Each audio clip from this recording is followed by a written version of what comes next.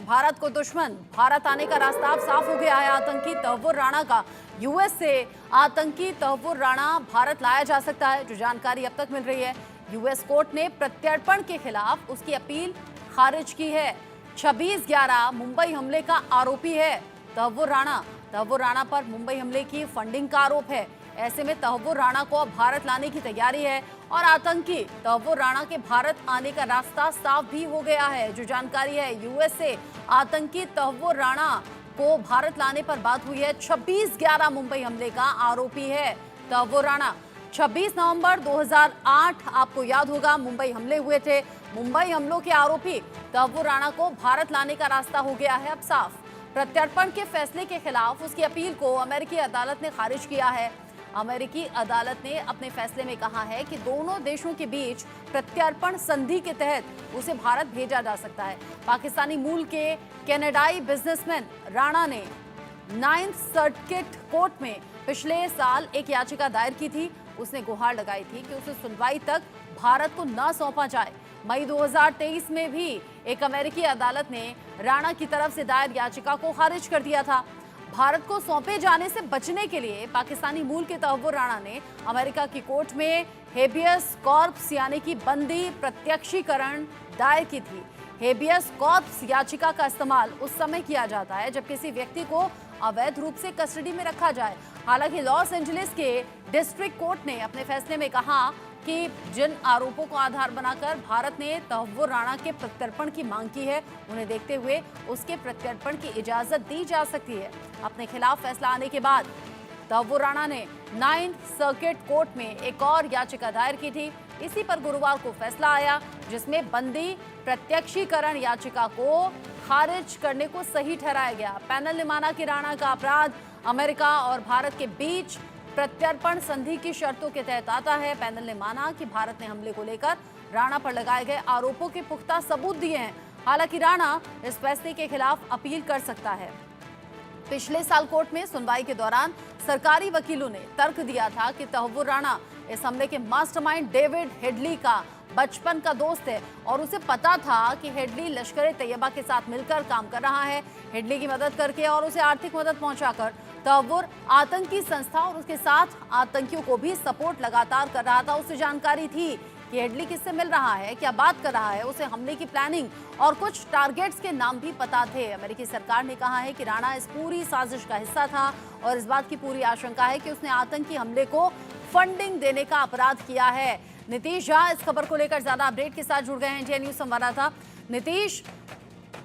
हमला मुंबई में कैसे हुआ, क्या घटना घटी, अभी भी जब जिक्र कर रहे हैं तो आंखों के सामने वो पूरी दहशत वाली कहानी, दहशत वाली तस्वीरें सामने आ रही हैं। किस तरीके से तहव्वुर राणा को अब भारत लाने की तैयारी है और क्या कानून के आधार पर एक्शन हो सकता है उसके खिलाफ? जी बिल्कुल रचना, बिल्कुल ठीक कहा आपने, क्योंकि जिस तरह से 26/11 का हमला हुआ था उसके बाद आज तक जो है 26/11 हमला के जो पीड़ित है उन्हें न्याय जो है सही तरीके से जो है नहीं मिल सका है। इस पूरे मामले में जो है अभी तक कवायद शुरू है और सबसे बड़ा झटका 15 अगस्त को लगा है तहव्वुर राणा को, जब US court of appeal 9th circuit में जो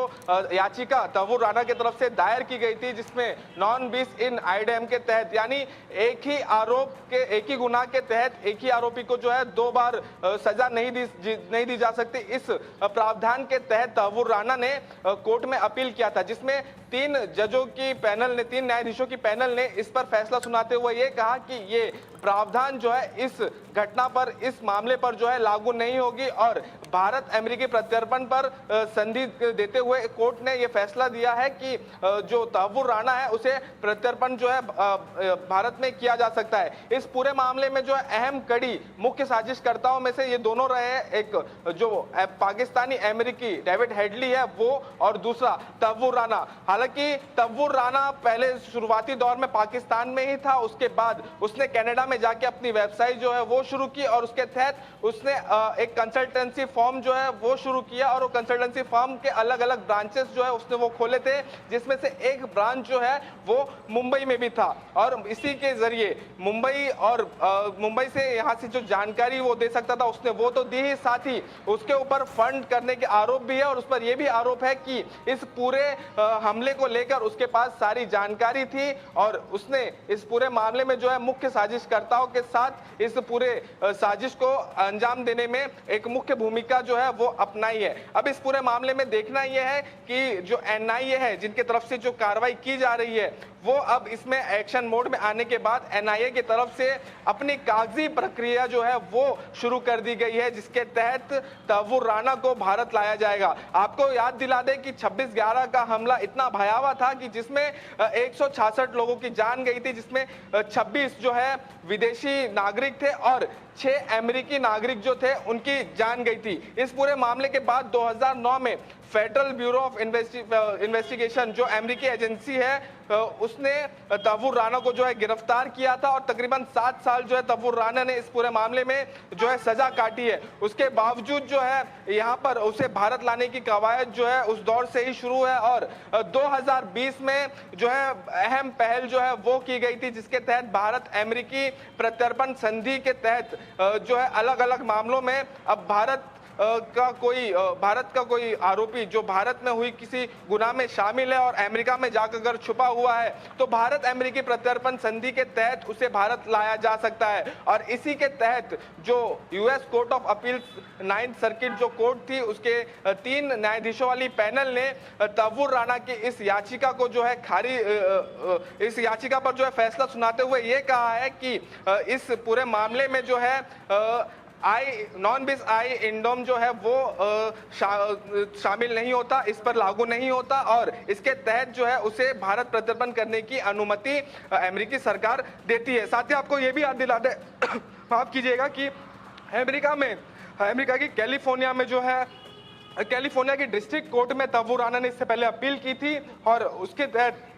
कैलिफोर्निया के कोर्ट के तहत जो है उस याचिका को खारिज कर दिया गया था, जिसके बाद तहव्वुर राणा ने US court of appeals for 9th circuit इस कोर्ट में जो है ये याचिका दायर की थी। आप कह रहे हैं कि अभी टाइम लगेगा और जिस तरीके से अभी भारत सरकार की तैयारी है तहव्वुर राणा को भारत लाने की, जाहिर सी बात है, आपने बिल्कुल ठीक कहा कि 26/11 हमला जिन लोगों ने अपने ऊपर झेला, जिन लोगों ने अपनों को खो दिया, उन्हें सही मायनों में इंसाफ अभी भी नहीं मिला है, क्योंकि इसके कई ऐसे साजिशकर्ता हैं जो अभी भी पहुंच से बाहर हैं या फिर उन्हें सजा तक नहीं पहुंचाया गया है। तहव्वुर राणा को भारत सरकार की तरफ से लाने की प्रक्रिया शुरू हो गई है, लेकिन टाइम टेकिंग होगा ये पूरा प्रोसेस नीतीश।